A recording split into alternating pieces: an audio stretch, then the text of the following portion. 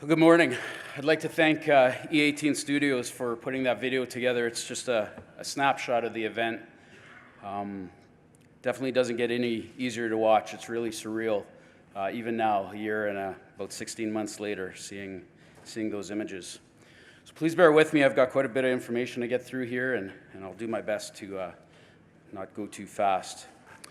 Fort McMurray is located in the northeast Alberta, in the middle of the boreal forest. If you love the outdoors, hunting, hiking, camping, quadding, and fishing, it's some of the most beautiful land that you can find.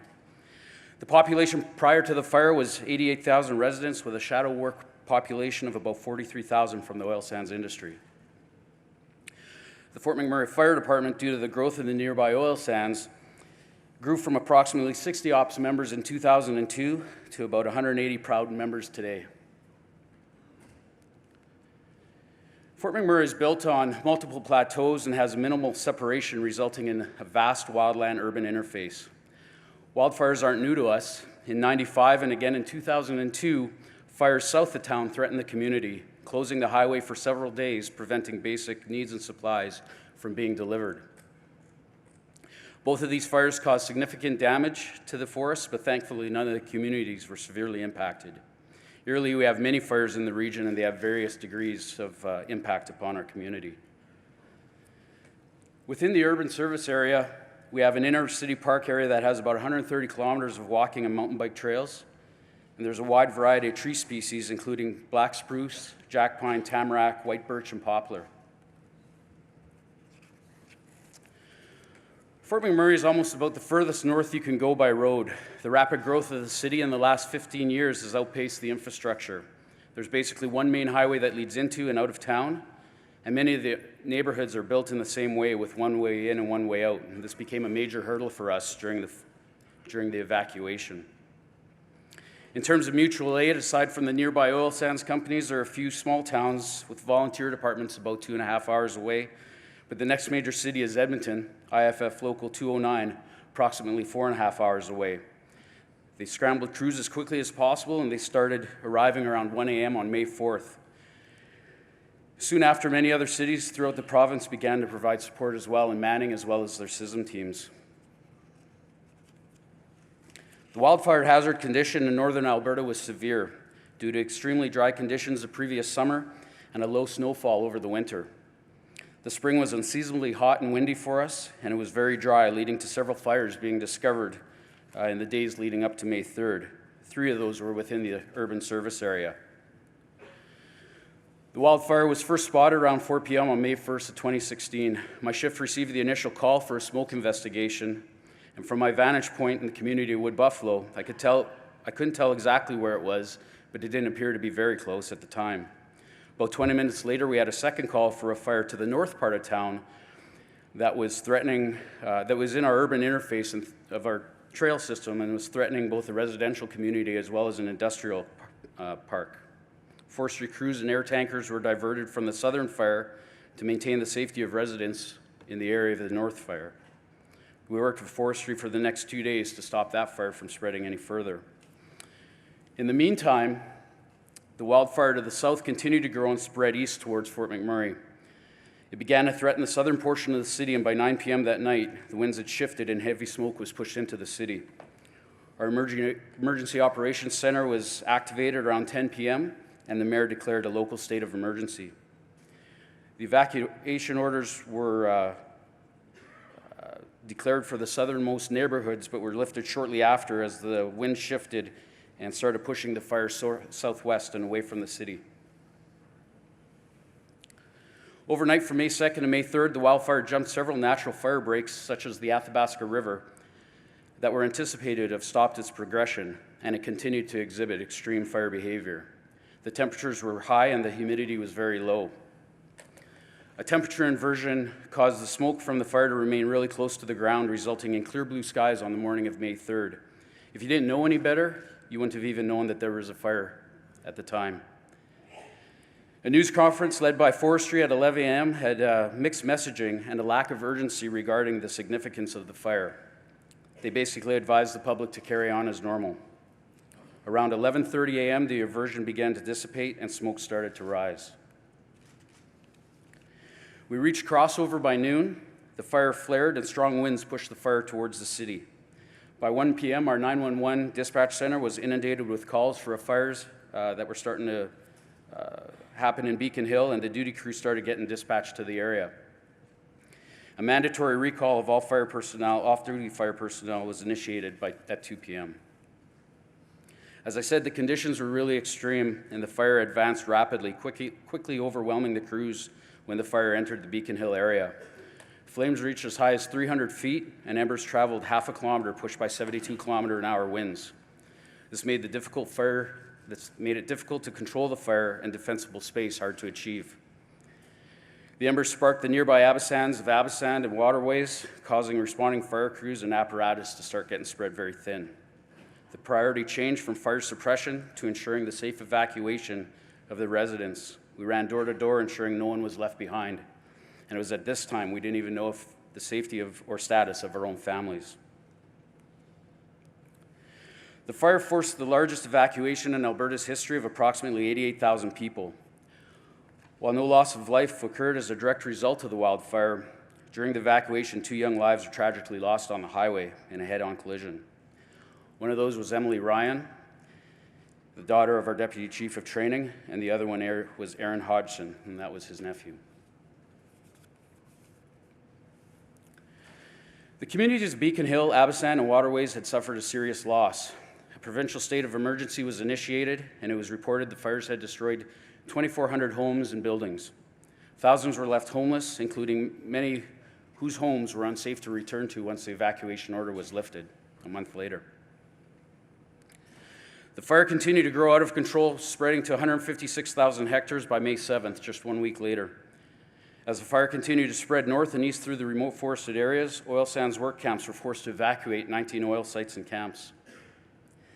It continued to spread across northern Alberta and east into Saskatchewan, consuming approximately 590,000 hectares of urban and wildland forested areas. By mid-June, rain and cooler temperatures helped to contain the fire, and on July 4th, the fire was declared under control. In all, there was 500 firefighters, including forestry, that helped battle the blaze. The Insurance Bureau of Canada has reported that the wildfire was by far the costliest insured natural disaster in Canadian history at about $3.6 billion. Further estimates, including reduced oil sands revenue, the impact on the environment, and the impact to the physical and mental health of residents and first responders, is currently estimated at $8.9 billion. It's important to note that not only did we successfully evacuate 8,000 people, our IFF members from Fort McMurray and across Alberta managed to save 90% of the city with no loss of critical infrastructure such as our hospital, schools, communication towers, fire halls, or basic service facilities. It's not what we lost, but it's what we saved that matters the most, and you'll never be able to measure that in financial terms. As of now, the wildfire is still considered to be active, burning and smoldering in the deeper layers of the moss and dirt. The total size is estimated at 590,000 hectares, and it's unknown exactly when it's going to be declared completely extinguished. The lives of many were changed dramatically on May 3rd, 2016, including the lives of many of my members. In all, this fire directly affected 19 members' homes. Some were even working in the areas where they lived and experienced the helplessness of watching their own homes burn while they were working to protect others. They lost their homes, their possessions, their photos, their place that they would retreat to after shift for comfort and safety. Many were left with nothing but memories, families displaced, and the challenge to pick up and rebuild. Since the fires, many of my members now suffer with the aftermath and mental anguish of what they had experienced. Many have already experienced some health-related issues, and we expect to see that increase as the years wear on and the latency periods are reached. I'd just like to take a moment right now to, on behalf of my members, to thank General President Shapeberger and his staff for all of the support that you've given us, not only during the fires, but in the past year since then. And to my brothers and sisters throughout Alberta, the rest of Canada, and the entire IFF, we received a lot of support from everybody, and we're forever grateful for the support and kindness that was shared through this brotherhood. I also like to give a shout out to our brothers and sisters in British Columbia right now as we stand with you and support you in any way that we can. Now I'll hand it over to Provincial President Craig MacDonald to speak on the support the Alberta Firefighters Association was able to provide and how the AFF stepped up to help us in our time of need.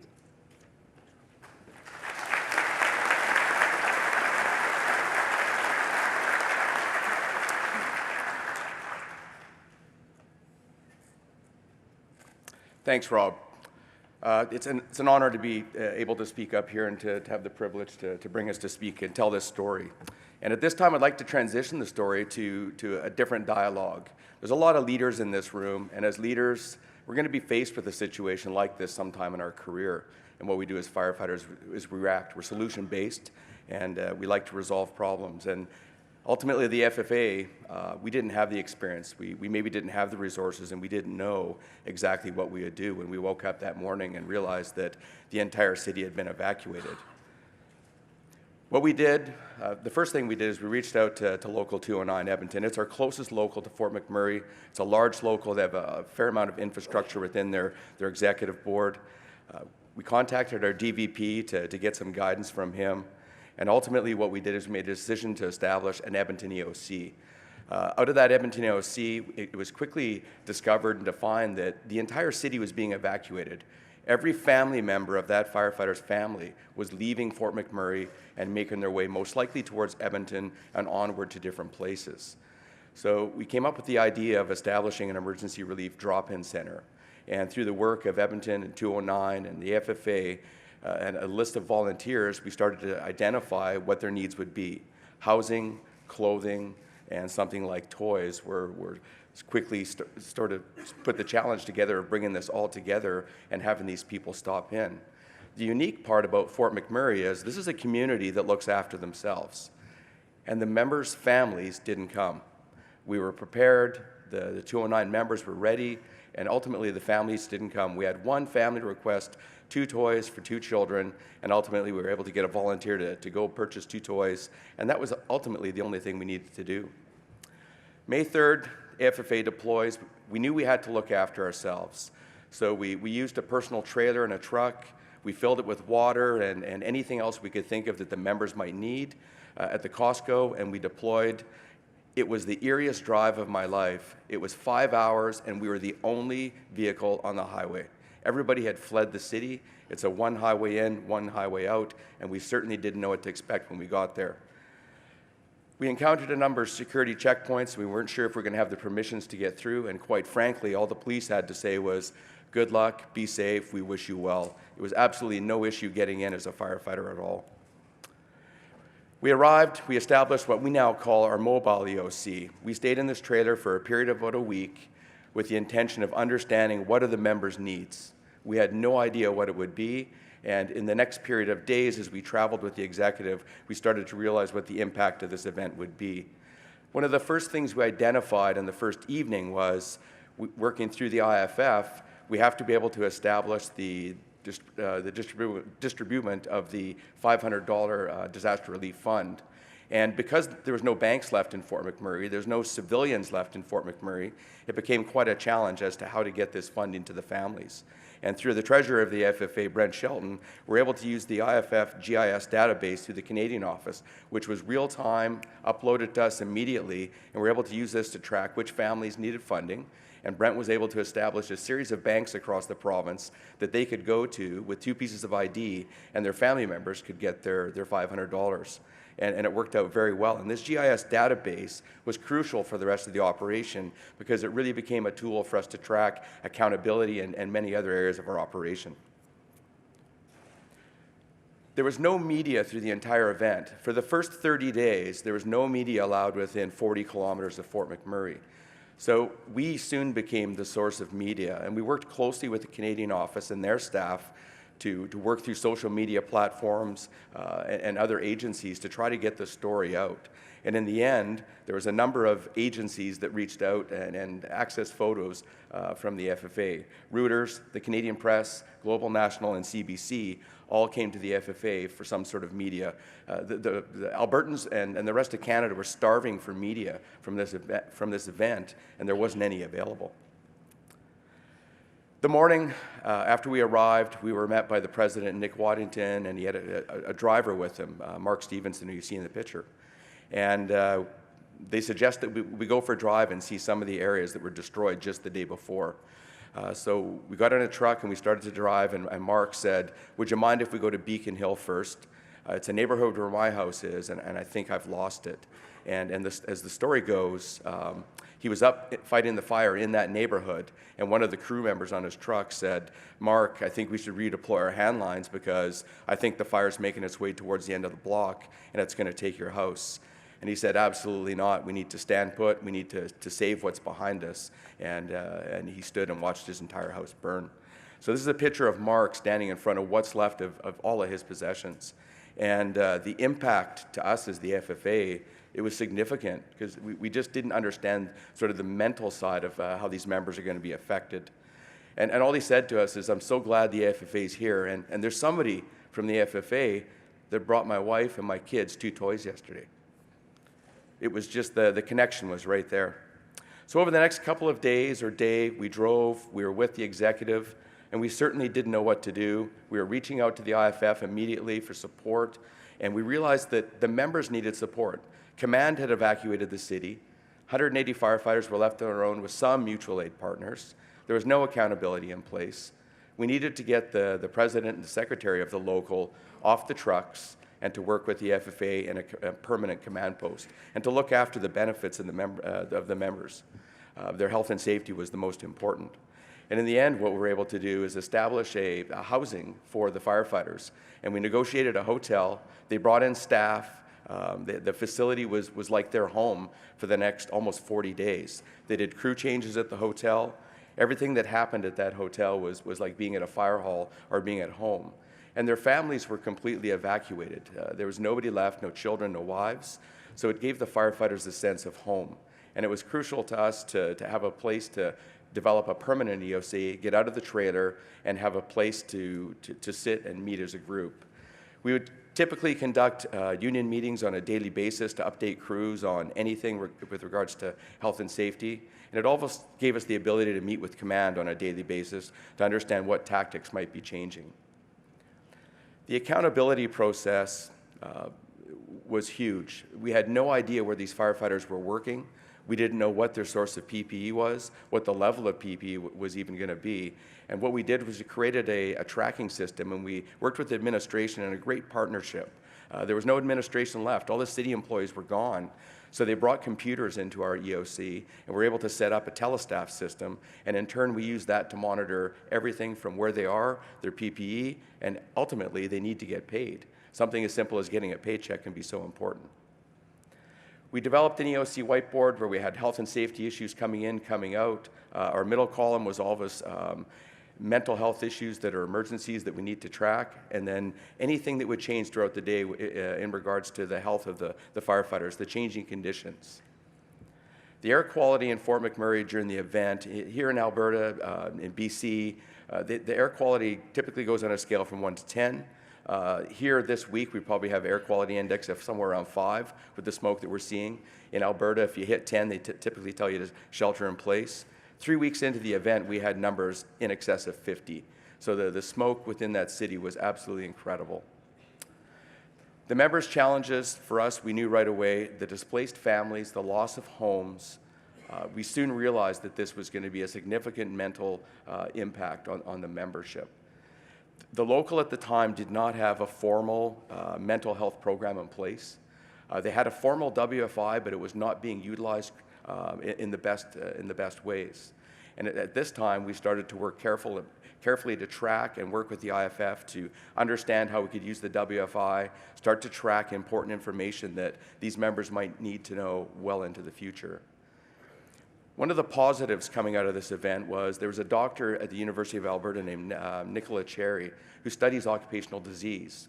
And she realized that this is a sample size of information that nobody's captured.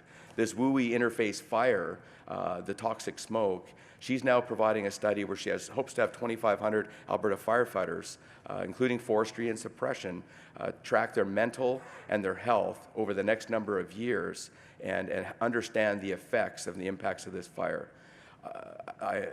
Sad to say that she is she thinks that the respiratory ailments that these firefighters will face into the future will most likely be a COPD or something like it, and she's concerned that that might give us the ammunition to look at another presumption for firefighters. Members' health was extremely important. The CISM, the support teams that weren't there, we were able to muster up an ad hoc program. We had assistance from the IFF, and I have to shout out to Local 209, Edmonton, their Fire Chief Ken Block. He really kept a system of maintaining 2 of his CISM members there at all times, and then we had other locals in Alberta that were able to bring their members 2 at a time up, and we circulated those members over the course of about 30 days. All 180 members of Fort McMurray saw a peer support person. Half of that department saw a peer support person probably twice. Another quarter saw them 3 times and are still seeing them today. So the mental health became extremely important.